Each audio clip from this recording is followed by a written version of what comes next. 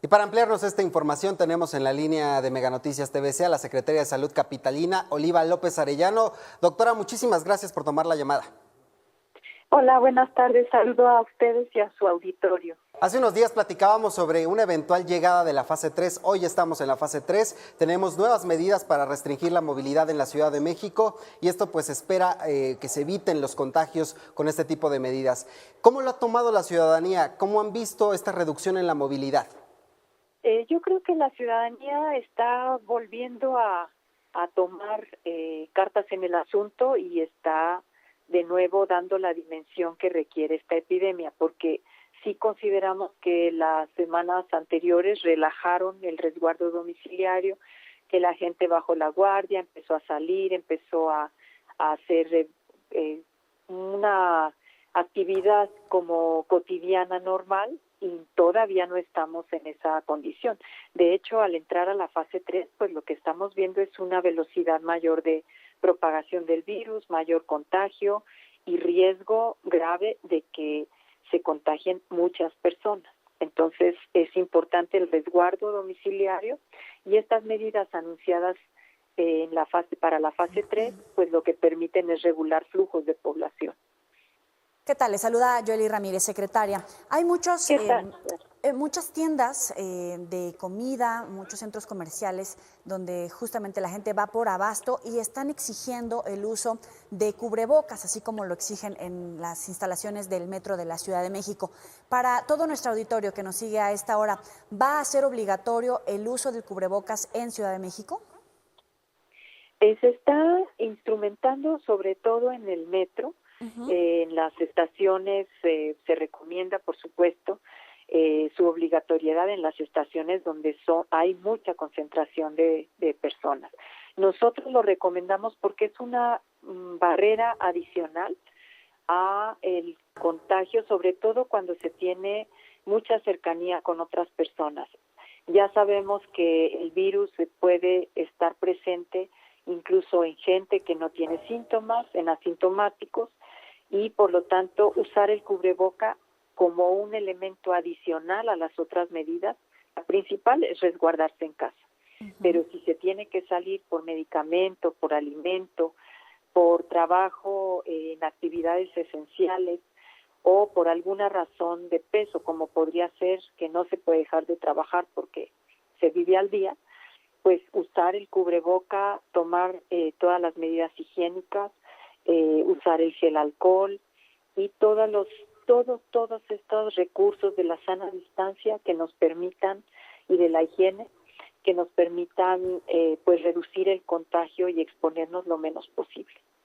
Secretaria, insistirle un poco en esta medida porque hemos visto que en el metro, si bien se ha decretado el uso obligatorio del cubrebocas, si uno se da la vuelta en las distintas estaciones del metro, la verdad es que la gente en un porcentaje mayor no cumple con esta medida. ¿Se ha pensado en hacer algún tipo de medidas para que sea obligatoria esta medida y sería obligatorio en general para toda la población?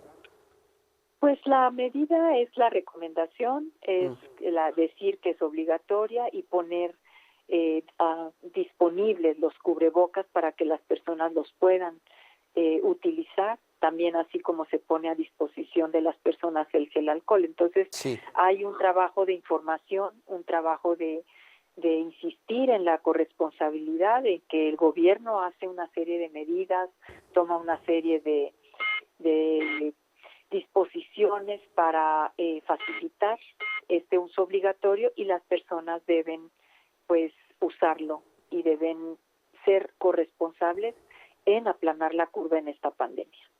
¿Para cuándo se espera el pico máximo aquí en la Ciudad de México? Nosotros estamos estimando que sería la segunda semana de mayo. Por eso estas 2 semanas, lo que resta esta semana y la siguiente son muy importantes en términos de reducir la velocidad de contagio, no contagiarnos, resguardarnos en domicilio, porque eso nos va a permitir que el número de contagiados no sea tan alto y que el número de personas que requieran atención hospitalaria, que requieran atención de medicina crítica, ventiladores, intubación, etcétera, sea manejable para todo lo que ha venido desarrollando la ciudad y la zona metropolitana en términos de infraestructura hospitalaria y de reconversión hospitalaria. Entre todos podemos enfrentar de manera mucho más responsable, solidaria esta epidemia. Se ha lanzado una aplicación móvil para que la gente pueda saber en qué hospitales hay saturación en este momento. Si nos puede dar el panorama de qué hospitales hoy, a esta hora, están saturados y cuál es la capacidad que se tiene, cuántas camas para atender a estas personas con COVID-19.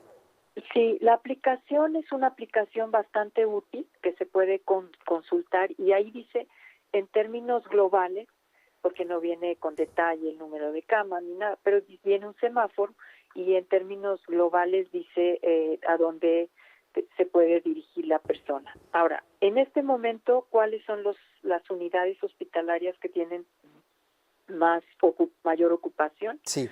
Son los institutos nacionales, en particular el INER y el Instituto Nacional de Nutrición.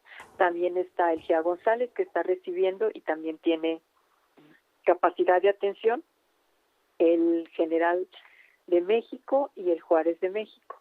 Nuestras unidades hospitalarias, las 4 de la ciudad que se han definido como hospitales COVID, en este momento tienen alrededor de 50% de ocupación hospitalaria y tienen una sobredemanda en urgencias, que esto está pasando en todos los hospitales, que hay mucha gente que está llegando espontáneamente a las urgencias para ser atendida. Pero se prevé que quede rebasado porque 50% en esta ocupación hospitalaria, cuando no hemos llegado a ese pico máximo, ¿lo prevén que se vaya a desbordar, que les vaya a hacer falta unidades de atención, el equipamiento necesario para atender a los pacientes por COVID? La estimación que se está haciendo y el seguimiento con el modelo es que justamente la infraestructura hospitalaria se está reconvirtiendo aceleradamente para ir dando atención a los pacientes que van requiriendo esta atención. Entonces está creciendo día a día, semana a semana, esto que se ha llamado la reconversión hospitalaria y la expansión de camas. Estimamos que según nuestro modelo intermedio, tenemos capacidad de atención para las personas que requerirían una atención tanto hospitalaria como una atención en términos de medicina crítica. Pero por eso, vuelvo a insistir, es fundamental si las personas nos ayudan a reducir el contagio, se quedan en casa, guardan la sana distancia, se lavan un montón de veces al día las manos, se cuidan a sus adultos mayores, si hay alguien con síntomas se aísla. O sea, todas estas medidas que hemos venido insistiendo desde que inició la epidemia se llevan a cabo.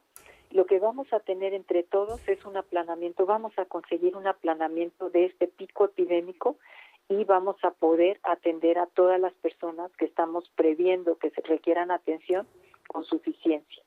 Es una tarea de todos. El gobierno de la ciudad, el gobierno del Estado de México, el comando metropolitano que encabeza la doctora Sheinbaum, ha estado dando seguimiento tanto al modelo epidemiológico en sus distintos escenarios, como al crecimiento de la infraestructura hospitalaria día a día. Y ahora le toca a la población quedarse en casa. Secretaria, en esta precisión de cuántas camas se tienen en este momento, si nos puede compartir el dato puntual y saber cuál es el papel que va a jugar este hospital temporal en el Centro City Banamex. Se entregó ayer ya parte de las instalaciones. Entiendo que ustedes van a ser quienes operen en su totalidad esta unidad temporal.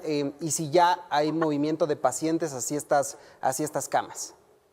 No, en este momento todavía la unidad temporal COVID, que está en el Centro Banamex y que es un esfuerzo coordinado de iniciativa privada, el gobierno de la Ciudad de México con participación de la Secretaría de Salud, de la Secretaría de Educación, Ciencia, Tecnología e Innovación y de la UNAM, más 16 empresas y fundaciones, empieza a activarse el lunes. Y el lunes empezará a recibir pacientes que salgan de los institutos nacionales, de los hospitales de la Ciudad de México, pacientes que ya transitaron la fase aguda, crítica, y que van en proceso de recuperación, que requieren todavía un monitoreo médico, que requieren una vigilancia para terminar su periodo de convalescencia y curación. Eso empezaría a funcionar el día 27, el próximo lunes. Ahora, ¿cuántas camas tenemos? Nosotros tenemos en este momento 127 camas disponibles, camas integrales con ventilador, con monitor para la atención de pacientes COVID en estos 4 hospitales. Estamos creciendo todos los días. Para la siguiente semana tendremos 207 camas y para la siguiente otras más, y nuestro horizonte es estar en condiciones, los 4 hospitales COVID de la Ciudad de México con 350 camas con ventilador, o sea, con posibilidades de intubar y de hacer asistencia ventilatoria, 350 camas para la semana de mayo más crítica, para las semanas más críticas de mayo. Secretaria. Y así están todos los hospitales, todos tienen este crecimiento. El Seguro Social tiene un crecimiento muy importante previsto para la primera semana de mayo y en general la Seguridad Social. Secretaria, ¿cuántas pruebas se han hecho de coronavirus en la Ciudad de México?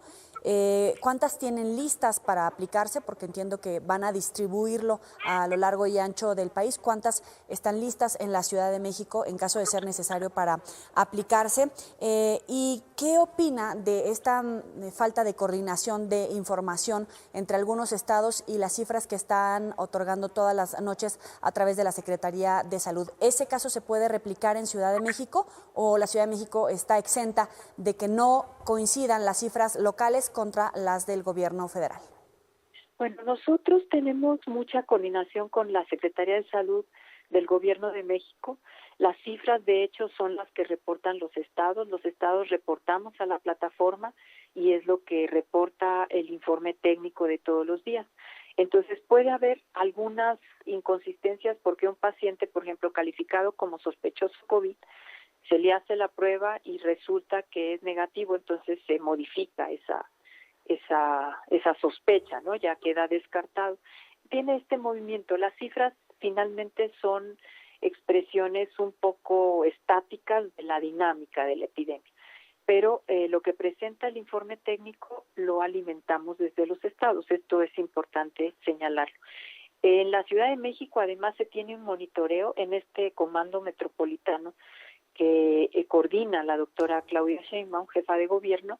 Se tiene un monitoreo preciso día con día de casos positivos, sospechosos, negativos, defunciones, intubados, ocupación hospitalaria, cuántos se van a domicilio, del seguimiento de los SMS, que en este momento ya se llevan atendidas 215,000, más de 215,000 personas a través de esta aplicación, de este sistema de mensaje de texto y monitoreo. O sea, también todo se está monitoreando día a día. Entonces, en la Ciudad de México y la zona metropolitana sí tenemos un seguimiento diario y muy, muy preciso. Como les decía, esto ¿Cuántas pruebas se han hecho? Perdón. Lo de las pruebas, se han hecho 5,030 exactamente al día de hoy. Nosotros tenemos 3 espacios prioritarios donde se hacen pruebas. Uno es el trabajo territorial que hacen los centros de salud. Tenemos 16 centros monitores COVID donde se toman pruebas a personas que acuden con cuadros leves de infección respiratoria. Ese es un gran grupo, y también a través de las brigadas de salud en tu casa que visitan a domicilio, dan seguimiento a domicilio a pacientes confirmados COVID o a pacientes sospechosos, y a estos pacientes sospechosos y a sus contactos se les toma prueba. Otro gran grupo son todas las pruebas hospitalarias, todos los pacientes que tienen neumonía atípica, que tienen cuadro sospechoso COVID, que tienen todos los datos que podrían decirnos que es un caso COVID, se le toma prueba en hospital a todos. Y otro gran grupo es al grupo de internos que, bueno, en realidad no son internos, sino son personas que van a ingresar al reclusorio. Ahí se les toma prueba, aprovechando que ellos se mantienen alrededor de 72 horas sin definir a dónde los mandan. Se les toma prueba porque esto nos permite tener incluso en población asintomática la identificación de casos positivos. Y de esas, ¿cuántas de las que están llegando apenas, cuántas se van a distribuir en Ciudad de México? Adelante, están llegando, no tengo el dato preciso, pero nosotros tenemos una coordinación con el Instituto Nacional de Nutrición que nos dota de pruebas. Ellos tienen hasta 50,000 pruebas, con el INDRE, que también nos apoya muchísimo y acelera el resultado, en particular con este grupo especial que entra a reclusorio. Y también tenemos la compra que ha hecho la propia Secretaría de Salud, que son alrededor de 3,000 pruebas que ha comprado la propia Secretaría de Salud. Le agradecemos, secretaria. Nosotros queremos hacer alrededor de 50,000 pruebas en la ciudad. ¿50,000 hasta cuándo, perdón?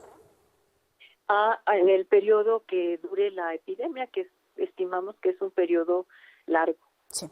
Porque aunque el pico estaría para principios de mayo, estamos pensando que es un periodo largo que vamos a seguir teniendo casos de COVID. Le agradecemos su tiempo, secretaria Oliva López Arellano, por estar aquí con nosotros en Mega Noticias. Muy buena tarde.